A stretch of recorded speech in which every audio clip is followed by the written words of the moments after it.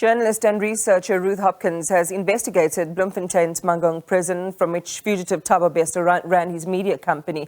Her book, The Misery Merchant's Life and Death in a Private South African Prison, published 3 years ago, details chilling findings of torture and abuse at that facility, as well as operational overreach by the multinational G4S, who had the security and management contract. She also produced a documentary, The Business of Private Prisons in South Africa, which premiered in 2019. Hopkins is asking renewed questions about G4S operations, not only in South Africa, but in countries like Malawi, India, and Colombia. And she joins us now. Ruth, good evening to you and welcome. I've just been watching, and I follow you on Twitter, just watching you lament the fact that after all the horror revelations that you've been making through the film and the book, G4S still managed to hold on to those prison contracts, and that your initial writing and film didn't quite spark the retributive action against the company and implicated officials you thought it would. Tell us why you think that happened. And I guess it's a question that other investigative reporters, like those with Ground Up, who've also been on the story, have been asking. Yeah, I think the answer to that question is not that simple. I think part of the problem is that my book and the film, Prison for Profit, came out just about when the pandemic came out, and everybody was in a sort of a collective shock with the pandemic. But at the same time, I think people struggle to think around systemic injustice. And I think this Bester story has a lot of sensationalist elements that people can sort of nearly dream away with. And as your reporter was saying, it's nearly like a film. So I think it sort of appeals to people in that sense. And what I've written about is it's systemic injustice, and it's about regular, normal, often poor South African citizens, and is very much a poverty-related problem, and that is something that, generally speaking, doesn't get a lot of attention in the media. So in a way, I don't want to use the term blessing in disguise, because that would be wrong, but akin to that would be that now we have the opportunity through this sensational story, and you're correct, it's captured people's imaginations. It's got all the elements of stuff that we want to know more about. A beautiful doctor, now fallen, a man who was able to perform Houdini-like acts, both from prison to the point where he was actually able to leave. But it does give us the opportunity to ask serious questions again. Government has now taken back control of the Mangaung prison.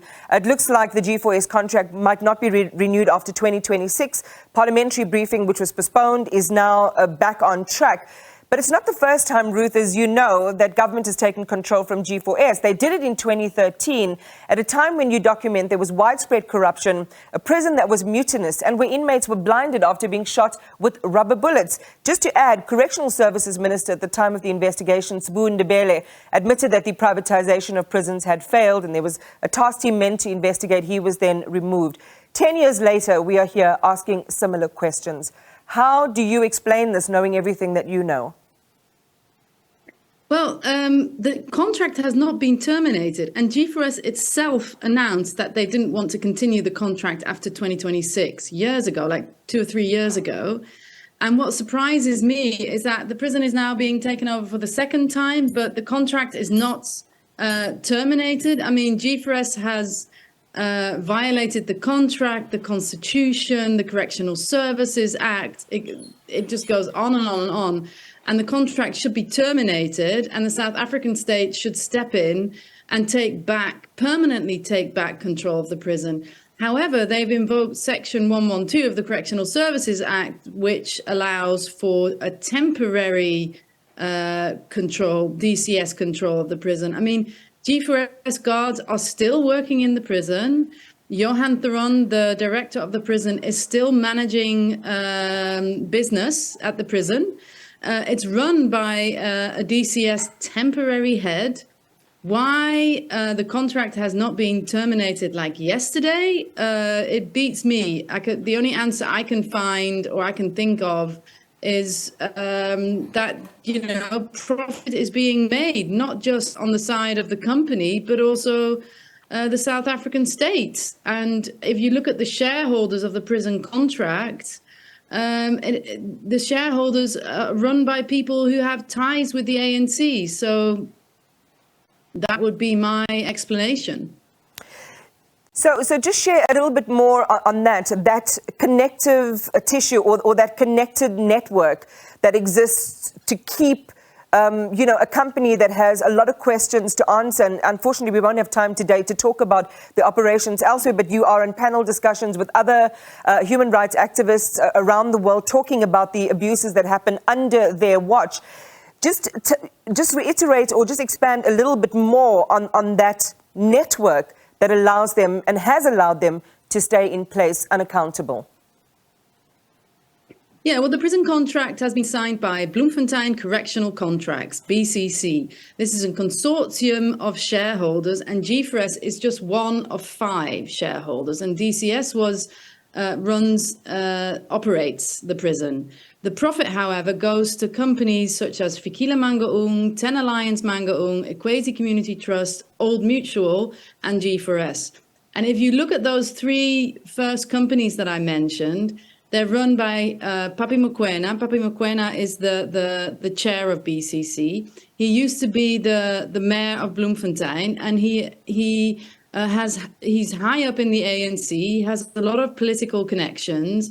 His brother Lebogang Mokoena also runs Bloemfontein Correctional Contracts, and he used to be the executive director of Bidvests in South Africa, working alongside Ramaphosa.